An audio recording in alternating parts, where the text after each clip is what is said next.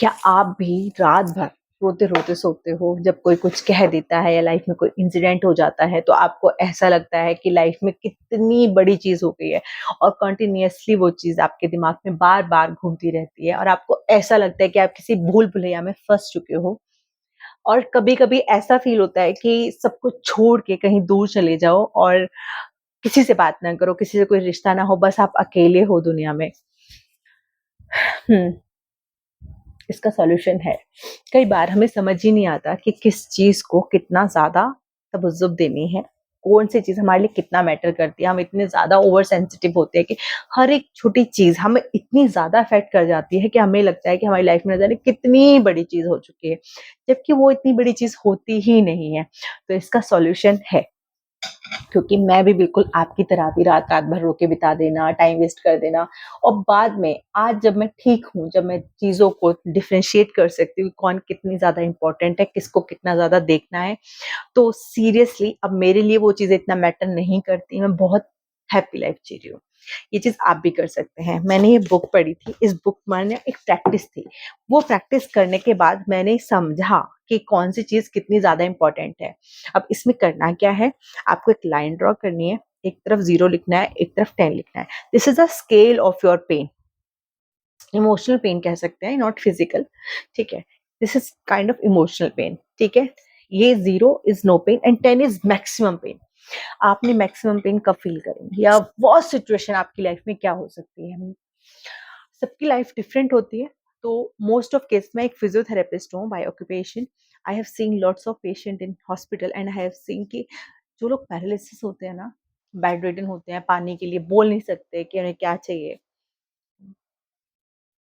वो सिचुएशन बहुत खराब होती है।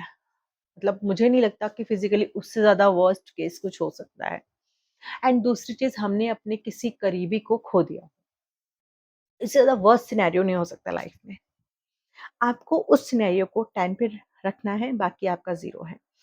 अभी अगर आप किसी चीज़ को लेके परेशान हैं, तो आपको क्या करना है, उस पॉइंट पर देखना है कि ये 0 टू 10 के स्केल में कहाँ लाई करेगी। फॉर एग्ज़ाम्पल मैं बात करूँ कि अगर आज मेरी ट्रेन छूट गई, जिसके लिए मैंने बहुत महँगी टिकट कराई थी, बड़ी मुश्किल से कराई थी और वो मेरी ट्रेन छूट गई, मेरा एक इम्पोर्टेंट काम था, वो रह गया, अब वो नहीं हो सकता। अब उसकी वजह से मैं आज मेरा 3-4 दिन से परेशान हूँ कि मेरा इतना बड़ा नुकसान हो गया, ये हो गया। अब मान लीजिए कि मेरा ये स्केल है, ये मेरी वर्स्ट सिचुएशन इसके आगे ये कहाँ लाई करेगी? 1 से भी कम और सोचिए इस चीज़ को लेके मैं कितनी परेशान हूँ। अगर इमोशनल लेवल पे करूँ तो फॉर एग्ज़ाम्पल मैं लड़की हूँ तो मान लीजिए कि मेरा एक कोई बॉयफ्रेंड है और वो मुझे छोड़ के चला गया है। अब मैं उस चीज़ को लेके परेशान हूँ, दिन-रात रो रही हूँ, ये हो गया, वो हो गया, ऐसा हो गया, वैसा हो गया। बट इस स्केल में वो कहाँ लाई करता है? मुझे नहीं लगता बहुत बहुत बड़ी जगह लाई करेगा। तो मैं लाइफ में ना आपकी लाइफ में ऐसी छोटी चीज़ें फॉर एग्ज़ाम्पल मेरे को किसी ने गाली दे दी, मेरी कोई बेस्ट फ्रेंड थी उसने मुझे डिच कर दिया या मेरे ऑफ़िस में मेरे मैनेजर ने मुझे कुछ उल्टा-सीधा बोल दिया। अब ये सारी चीज़ें जो मेरी लाइफ को हेल बनाती जा रही हैं कि इसने ये कह दिया, इसने वो कह दिया, इसने मुझे रिस्पेक्ट नहीं किया। इस स्केल में कहाँ लाई करती हैं? जब आप इस स्केल में ये देखेंगे कि ये आपकी कहाँ लाई करती हैं, तो अपने आप ही आप इसमें जो पेन है, जो आप इमोशनल पेन फ़ील कर रहे हैं, वो अपने आप कम फ़ील करेंगे। और आपको आपकी लाइफ में ये डिफरेंशिएट करना बहुत ज़्यादा ज़रूरी है कि कहाँ पर किसको कितना क्या देना है। अगर आप ये डिफरेंशिएट नहीं करेंगे तो अल्टीमेटली आप अपने आप को हर्ट करते जाएँगे और एक दिन आप अपना टाइम वेस्ट कर चुके होंगे, आप अपनी एनर्जी, इमोशन सब कुछ वेस्ट कर चुके होंगे और आपके पास एक बेकार मेंटल हेल्थ के अलावा कुछ नहीं बचेगा। तो बेटर है कि आपकी लाइफ में जो भी चीज़ें हो रही हैं उसको उसकी जगह पे रखिए और ज़िंदगी जीते रहिए। बिकॉज़ लाइफ बहुत छोटी है, आपको पता भी नहीं चलेगा कि अचानक लाइफ में कब क्या हो जाए। तो जब तक ज़िंदा हैं, साँस ले रहे हैं ना, जीते रहिए।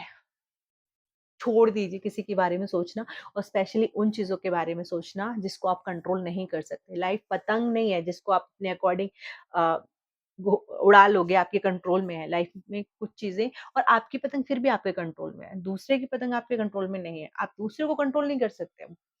तो इसलिए जो कुछ आपसे कहा जा रहा है, जो कुछ आप सुन रहे हो, जस्ट इग्नोर देम अगर आप कंट्रोल नहीं कर सकते हो, और उनके साथ आपको अगर इग्नोर नहीं कर सकते तो उनसे टैकल करना, और नहीं टैकल कर सकते तो अपने आप को इमोशनली इतना स्ट्रॉन्ग बनाओ कि